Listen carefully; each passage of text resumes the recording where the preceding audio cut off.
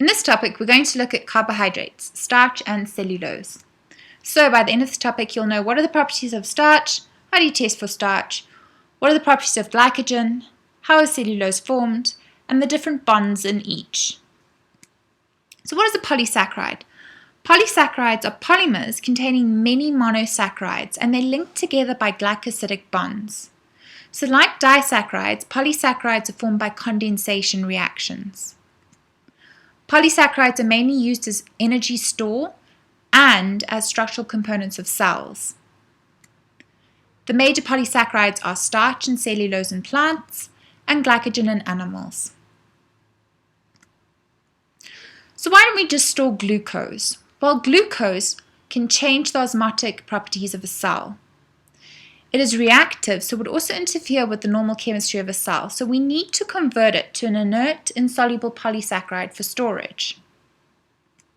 Let's have a look at starch. Starch is the major carbohydrate storage molecule in plants.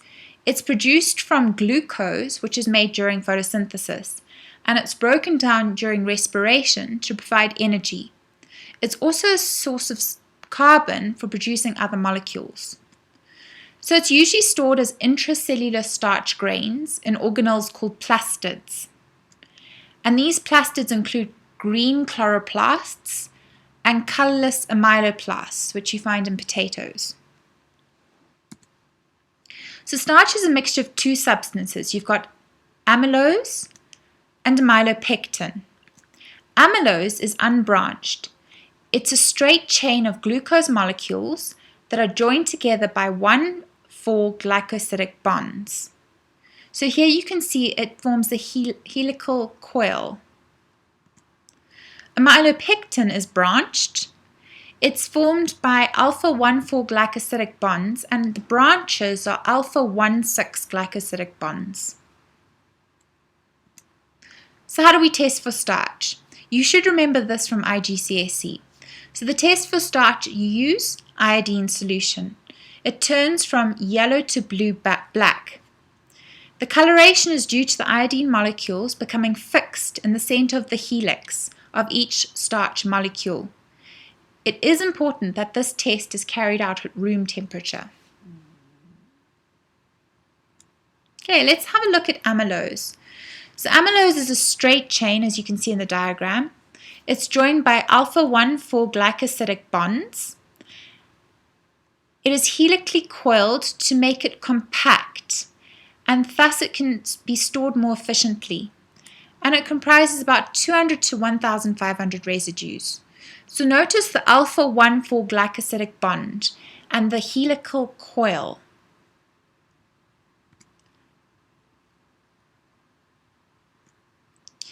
Amylopectin comprises about 70% of starch, and it's got more residues, so they're about 2,000 to 200,000. It's formed by alpha-1,4 glycosidic bonds, which make it helically coiled, and then you do have some branches which form alpha-1,6 glycosidic bonds. Moving on to glycogen. Now, animals don't store carbohydrate as starch, but they store it as glycogen. And glycogen has got a similar structure to amylopectin, so it does contain alpha-1,6 glycosidic bonds that produce an even more branched structure. So glycogen is stored as small granules, particularly in the muscles and liver, and it's less dense and more soluble than starch, so it gets broken down more rapidly. This indicates the higher metabolic requirements of animals compared to plants. So here you can see the difference between amylose, amylopectin, and glycogen. Notice how amylose forms a helical structure, amylopectin has got branching, and glycogen's got more branching. What are the bonds in amylose? They are alpha-1,4 glycosidic bonds. What about amylopectin? It's got alpha-1,4 glycosidic bonds and alpha-1,6 glycosidic bonds. What about glycogen? Glycogen's got alpha 1,4 glycosidic bonds and alpha 1,6 glycosidic bonds. Okay, let's move on to cellulose. So cellulose is another polysaccharide and is the main part of cell walls, plant cell walls, as you know. It is the most abundant organic polymer. Now, unlike starch, cellulose is very strong, so it prevents cells from bursting when they take in excess water. So cellulose consists of long chains of beta, not alpha, molecules. So it's joined by beta 1,4 glycosidic bonds. The glucose chains form rope-like microfibrils, which are layered to form a network. So here you can see a scanning electron micrograph of cellulose microfibrils in a plant cell wall. So how are the bonds formed in cellulose?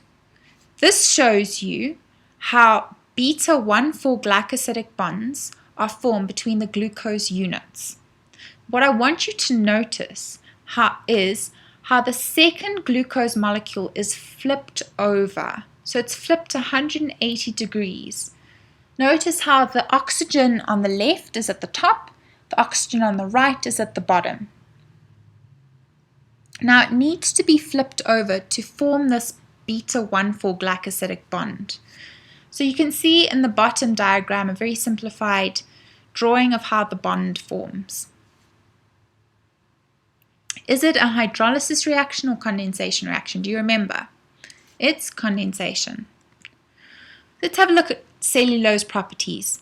Well, 50% of carbon in a plant is cellulose, so it's the most abundant organic molecule on Earth. It forms unbranched polymers of about 2,000 to 3,000 beta-glucose molecules, and the linkages are beta 1,4 glycosidic bonds.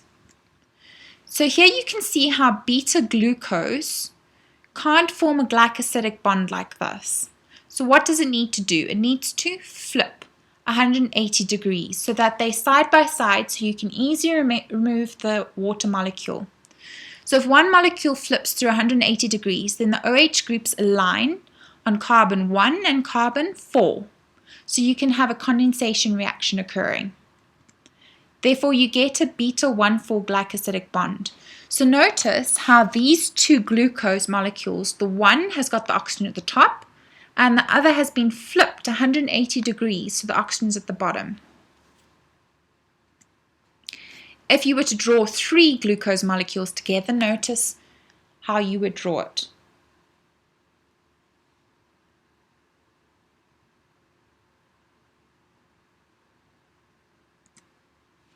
So here you can see cellulose fibers joined together by hydrogen bonds. So these chains run parallel to one another, allowing hydrogen bonds to form cross linkages between the adjacent chains.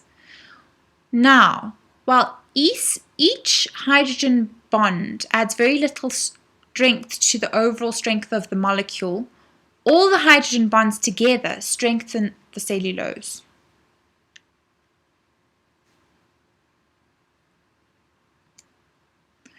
Okay, here you can see how cellulose molecules are grouped together to form microfibrils, and then these are arranged in parallel groups called fibers, which eventually form the cell wall.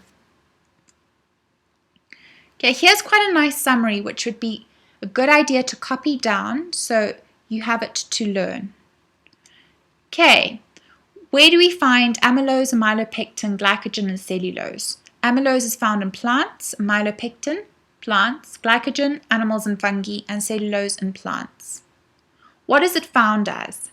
Amylose is found as grains, amylopectin as grains, glycogen as tiny granules, and cellulose as fibers. What is the basic monomer unit? Amylose, it's alpha glucose, amylopectin, it's alpha glucose, glycogen, alpha glucose, and cellulose, beta glucose. What is the type of bond between the different monomer units? It's amylose 1,4 glycosidic, amylopectin 1,4 and 1,6 glycosidic, glycogen 1,4 and 1,6 glycosidic, And cellulose is 1,4-glycosidic. Remember, it's beta-1,4-glycosidic. And then the last one is the type of chain. Amylose forms unbranched and helical. Amylopectin forms long, relatively few branches with some coiling. Glycogen forms short, relatively many branches, and it does have some coiling. And then cellulose has got long, unbranched, straight chains with no coiling. But there are hydrogen bonds between the chains. And that concludes our lesson. The end.